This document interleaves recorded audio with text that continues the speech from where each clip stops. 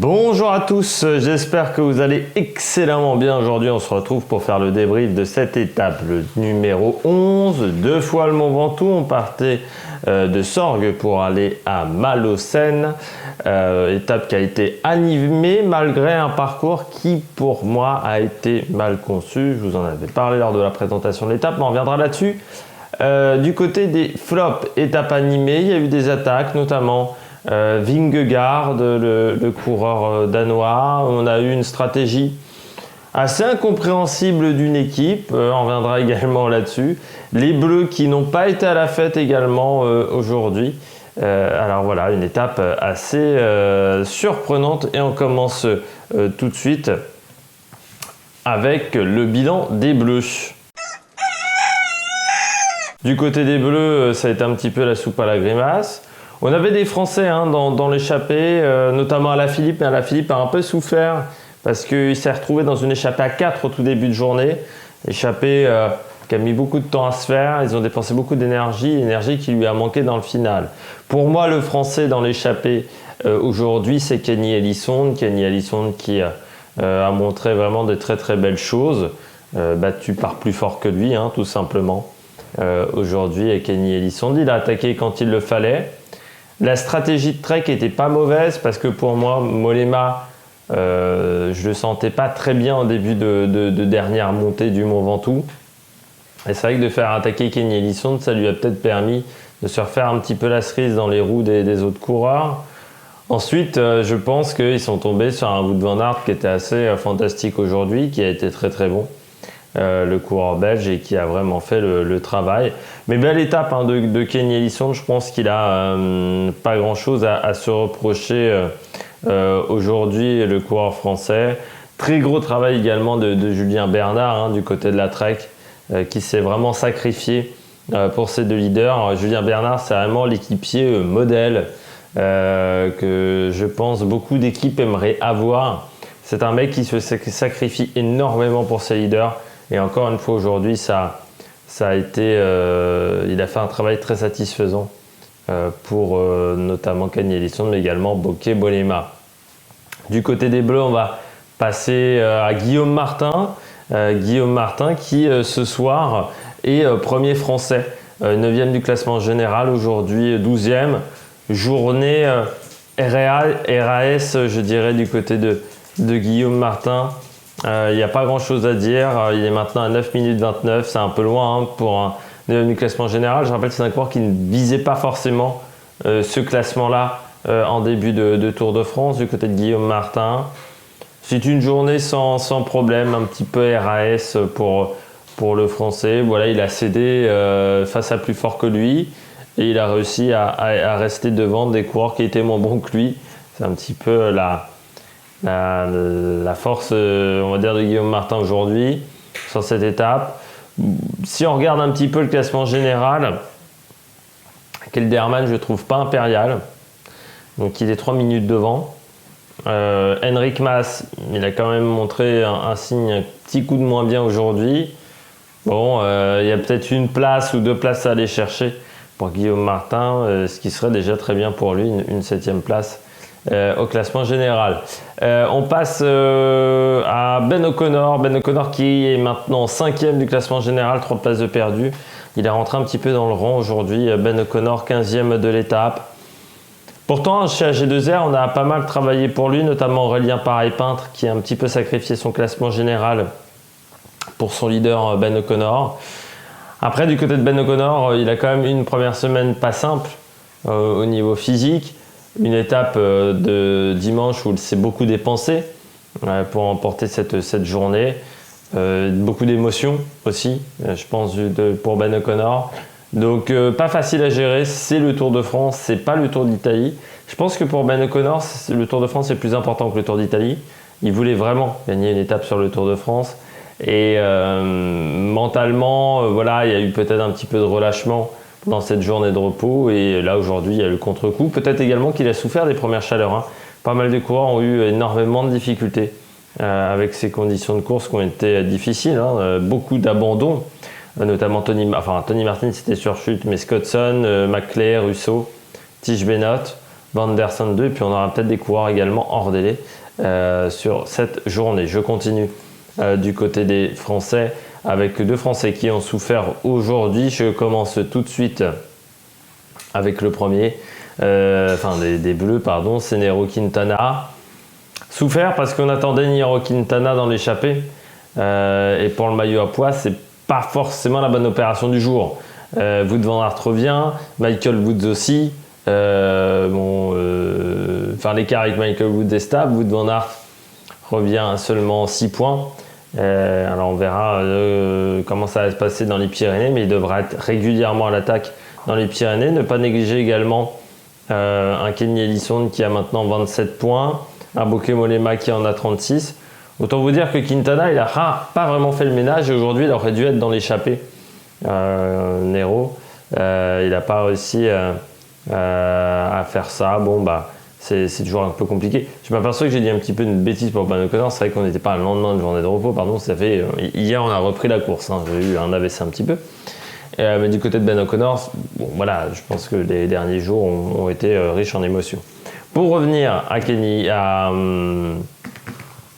à Nairo Quintana, oui, pour le classement de la montagne, c'est un peu la mauvaise opération du jour. Mais la mauvaise opération quand même aujourd'hui, c'est David Gaudu. David Gaudu qui n'est toujours pas arrivé. Donc il a vraiment complètement explosé les premières chaleurs. Mais en résumé, du côté de la Groupama FDJ aujourd'hui, c'est la soupe à la grimace. On a perdu Desmar dimanche. Là, on perd Gaudu pour le classement général. Il n'y a plus d'objectif pour cette équipe, pour la suite de ce Tour de France. Et pourtant, on n'a fait que 10 jours de course. 11 jours désormais. Et là, c'est terrible dans le bus. En plus, pas mal d'abandons. Là, aujourd'hui, Miles Cotson. Mais on avait déjà perdu Guarnieri, on avait perdu Konovalovas. Ils ne sont plus que 5 dans cette formation Groupama FDJ. Donc, c'est vraiment un tour extrêmement compliqué pour l'équipe de Marc Madiot. Il y aura peut-être des leçons à en tirer dans cette formation. Il faudra peut-être renforcer l'équipe dans certains domaines. Et puis, ça va encore relancer le débat de David Gaudu. Est-ce que David Gaudu est vraiment un top coureur? Parce que c'est vrai qu'on a toujours ce problème-là avec David Gaudu. Alors certes, il a fait la Vuelta, il a été performant sur la Vuelta, mais je rappelle, il a remporté 2 victoires d'étape parce qu'il avait perdu du temps. Il finit 8e du classement général, mais parce qu'il était parti en échappée. Donc c'est un peu bancal, on va dire. Sur une Vuelta où, à part la bagarre entre les 5-6 premiers, sinon derrière c'était quand même assez calme au niveau du niveau. Donc est-ce que David Gaudu est un bon coureur pour les grands tours? Est-ce qu'il tient 3 semaines? C'est un peu une question qu'on peut se poser aujourd'hui. Quand on voit le coup de moins bien qu'il a eu, il a vraiment souffert. Alors est-ce que c'est la chaleur? Mais dans ce cas-là, il ne fallait pas l'emmener sur le Tour de France. S'il a les mêmes problèmes notamment qu'avait John Gadret, il faut lui laisser faire le Giro et la Volta dans ce genre de cas, ou est-ce que c'est tout simplement une défaillance physique, un problème de récupération? Attaque de Marlou! Du côté des coureurs au top, je commence tout de suite avec Wout van Aert, je pense à peu près en belge. Le coureur de l'équipe Jumbo-Visma, champion de Belgique, vice-champion du monde de cyclocross cette année derrière Mathieu Van Der Poel. Les deux se sont imposés au final sur ce Tour de France. C'est une belle victoire pour Wout van Aert. Belle victoire, il y a eu du panache. Et puis ça confirme ses qualités en montagne. Moi, ça confirme. On m'a posé déjà plusieurs fois la question entre Pidcock, Wout van Aert, Van Der Poel, lequel je vois le plus en haute montagne, réussir des performances en haute montagne, c'est Van Aert. Parce qu'aujourd'hui, Van Aert, c'est un coureur qui, je pense, en perdant quelques kilos aujourd'hui, pourrait être performant. En ce moment, il me fait beaucoup penser, Wout van Aert, au Laurent Jalabert du milieu des années 90, sans le dopage, bien entendu, pour Van Aert, mais il me fait penser par rapport à un grand physique, un coureur assez musculeux. Le prochain objectif, je pense, pour Wout van Aert, c'est d'aller chercher un classement général. Déjà, c'est une course d'une semaine. Je pense qu'il faut y aller étape par étape, mais c'est vrai qu'aujourd'hui, il fait 78 kg. Quand on voit ses capacités en montagne avec un poids de 78 kg, on se dit qu'à 74 ou 73, les qualités seraient meilleures encore. sans perdre trop de puissance sur le chrono, parce que voilà, ça c'est une de ses qualités aussi. Alors, ça peut être quelque chose d'assez intéressant. Il n'a que 26 ans en plus, Wout van Aert. C'est vrai que Van Der Poel, Van Aert, bon, Pidcock c'est encore plus jeune, mais les deux, Van Aert et Van Der Poel, sont encore très jeunes, même s'ils sont sur le circuit depuis de nombreuses années. Donc oui, moi je considère aujourd'hui que Wout van Aert est en capacité d'aller faire des classements de la montagne. Il a un contrat jusqu'en 2024. Jumbo a assuré ses arrières. C'est vrai qu'à un moment, il faudra peut-être faire un choix par rapport à certaines courses parce que ça peut être un peu compliqué à gérer. Mais aujourd'hui, il n'avait pas roulé d'avril à juin. Et on voit que sa préparation a plutôt été très bonne pour le Tour de France à Wout van Aert. Très belle victoire pour le Belge. On continue du côté des très bons coureurs. Avec Vingegaard, encore une fois chez Jumbo. Jonas Vingegaard, le Danois, il a été très très bon. Il a lancé une offensive, ça n'a pas marché parce que le parcours était raté. On savait très bien qu'en haut de la descente, il fallait au moins une minute et il n'avait pas la minute, Vingegaard, donc il s'est fait reprendre malgré le fait qu'il est très bien descendu et que le groupe derrière était assez restreint. Il a quand même perdu quasiment plus de 40 secondes dans la descente. C'est énorme, parce que cette descente du Mont Ventoux, elle est absolument pas technique. Du côté de Vingegaard, moi j'ai bien aimé ce côté offensif. Il est quand même impressionnant depuis le début de ce Tour de France. Je rappelle que normalement c'était pas le leader, c'était l'équipier, le lieutenant de luxe, on va dire, de Primož Roglič. Et depuis, il est extrêmement bon. Il a pris le relais de Primož Roglič et de manière, je dirais, presque totalement naturelle. Et pourtant, son équipe est décimée. Parce que l'équipe Jumbo, on a perdu Roglič, on a perdu Martin dans cette formation. C'est quand même un Tour de France qui n'est pas parfait. On a perdu également Robert Resink lors de l'étape numéro 3. Il ne faut pas le négliger. Donc, ils ne sont plus que 5 dans cette formation et pourtant il arrive très bien à se débrouiller seul parce que bon, certes il y a Kuss et Crossbike, par contre il n'est pas vraiment aidé par Michael Tennyson et puis Van Aert aujourd'hui était dans l'échappée, donc très belle étape. Et puis il a peur de rien, on a l'impression que Vingegaard c'est un coureur qui ne se fixe pas de limite aujourd'hui. Il est bien en tête du maillot blanc, il est bien deuxième du maillot blanc, il n'est pas en tête, mais Vingegaard, il a 5,32 aujourd'hui, il est sur le podium, toujours une seconde devant Carapaz. C'est un coureur sur lequel il va peut-être falloir compter dans les Pyrénées qui commenceront, là on est mercredi, jeudi, vendredi sprint, donc ils commenceront samedi avec une étape de transition, on va dire encore samedi, surtout dimanche. Grosse étape du côté d'Andorre. On termine avec Uran rapidement. Uran, toujours aussi discret sur ce Tour de France, mais quand il est discret, il est souvent bon sur la deuxième place. Pour le moment, Rigoberto Uran. Là, il a très très bien suivi aujourd'hui. Uran, de toute manière, c'est un coureur qui n'est pas forcément le plus grand attaquant au monde. C'est un peu un coureur frileux, bon, c'est pas le seul dans le peloton. Mais aujourd'hui, on peut dire que ça marche. Il est deuxième, alors certes à 5 minutes de Pogačar, il n'a pas pris de temps sur Pogačar, mais Pogačar aujourd'hui il a montré quand même peut-être quelques limites. Déjà son équipe a montré des limites. On a vu une équipe quand même qui est déjà, je trouve, assez fatiguée pour une équipe qui n'en est qu'à son 11e jour de course. Hirschi et Formolo, je pense que c'est un coup de main de dire, mais Hirschi, McNulty, me semble-t-il, sont déjà assez fatigués sur ce Tour de France. Et du côté de Uran, toujours une équipe aussi solide, avec des Nelson Poles, avec Higuita. Et puis ensuite, il fait le job, et il fait très bien le job en ce moment. Je continue. Non, je continue pas tout de suite, pardon.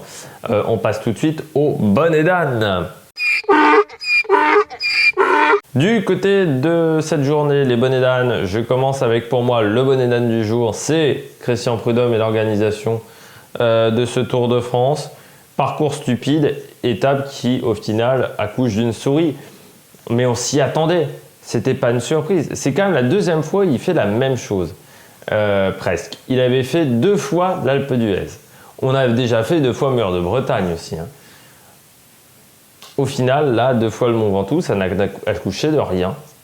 Ça n'a accouché de rien parce que déjà, on n'est pas arrivé au sommet du Mont Ventoux. Donc le Mont Ventoux, quand tu n'arrives pas au sommet, tout de suite, ça devient beaucoup moins intéressant. Descente trop facile. Il n'y avait rien à faire. La descente du Mont Ventoux, pourquoi on arrive tout le temps au sommet avant? C'est parce que la descente du Mont Ventoux, elle est beaucoup trop facile. Et puis, au niveau du parcours, bon, bah, c'est là 2 fois le Mont Ventoux. Alors, on avait 4600 mètres de dénivelé positif. Oui, mais très mal réparti sur l'étape. Donc, au final, au niveau du classement général, c'est des mecs qui auraient explosé dans les jours à venir. Les Gaudu et autres, ils auraient explosé. Donc, ça n'a pas changé énormément de choses. L'étape a été un peu animée à un moment, mais c'était quand même faible. Et puis, à la télévision, on s'est quand même tapé 20 km de rien.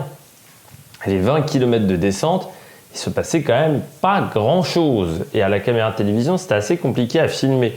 Parce que les motos de télé sont des grosses motos, avec des énormes carénages. C'est pas forcément l'idéal pour filmer en descente. Donc pour moi, c'est un total raté encore de l'organisation. Mais prud'homme, il y avait eu l'étape de 65 km qui avait été foireuse il y a quelques années. Ça remonte un petit peu. 2 fois l'Alpe d'Huez, pour moi, c'était aussi une étape foireuse. C'était pas passé grand-chose. Je pense qu'à un moment, il faut savoir passer la main du côté de Christian Prudhomme ou savoir mieux s'entourer parce que là, il n'y avait pas besoin d'avoir bac plus 10 pour le comprendre que ça allait être foireux. Et il fallait juste être un moment lucide et savoir comment marche le cyclisme moderne. J'ai l'impression que Christian Prudhomme, il ne doit pas regarder beaucoup de courses de cyclisme dans l'année pour savoir comment fonctionne un peloton. Autre flop, Ineos. J'ai pas compris la stratégie d'Ineos. On roule. Alors c'est une stratégie à la Bahrain Victorious de l'année dernière avec Landa. Ils ont roulé toute la journée. Ils ont énormément contrôlé l'écart avec l'échappée. Ils ne l'ont jamais laissé partir. Pour au final, on aboutit à pas grand chose quoi. Carapaz n'a pas attaqué. Ils ont même failli se faire avoir par Vingegaard. Alors oui, ils ont enlevé des adversaires, on va dire, pour le top 5 et le top 8, mais si Ineos commence à se contenter du top 5 et du top 8, ça commence à être un petit peu les comptes d'apothicaire et on va un peu s'ennuyer sur la fin de ce Tour de France. Et rouler autant pour faire 5e du Tour de France, je trouve ça un petit peu stupide. Mais du côté d'Ineos, oui, c'était une stratégie à la Movistar, on pourrait dire. Ça veut dire une stratégie à la Mort-Molyneux ou à la Total Energy. Une stratégie totalement foireuse. J'ai pas compris du tout ce qu'ils voulaient faire. Ils ont consommé de l'énergie pour pas grand-chose quand même aujourd'hui. Puis je termine avec Enric Mas. Petit coup de moins bien pour Enric Mas, et surtout je l'ai senti fatigué. C'est-à-dire, il lâche, mais quand il lâche, je regarde un petit peu son visage, j'avais l'impression d'avoir un mec vraiment qui était un peu au bout, quoi. Alors il a bien limité la casse parce qu'il a lâché plus tard que David Gaudu. Malgré tout, je ne suis pas rassuré énormément par Enric Mas, je ne suis pas rassuré encore une fois par la Movistar, mais qui a souvent des Tours de France compliqués, la Movistar. C'est une équipe qui, ces dernières années, réussit bien sur la Vuelta, mais sur le Tour de France, c'est très très compliqué pour l'équipe Movistar. Et j'ai l'impression que cette année, c'est un petit peu la même ritournelle que les années précédentes. J'espère que vous avez aimé cette vidéo. Si vous avez aimé cette vidéo, n'hésitez pas à réagir dans les commentaires, n'hésitez pas à vous abonner à la chaîne, n'hésitez pas à mettre un pouce bleu. Demain, étape toute plate, mais faire attention au vent. On est dans le secteur de l'étoile de Bessèges, donc c'est un secteur assez à découvert autour de Nîmes. N'hésitez pas à vous abonner à la chaîne, n'hésitez pas à réagir dans les commentaires. Puis nous, on se retrouve pour de nouvelles aventures sur la Mec Production. Ciao, ciao!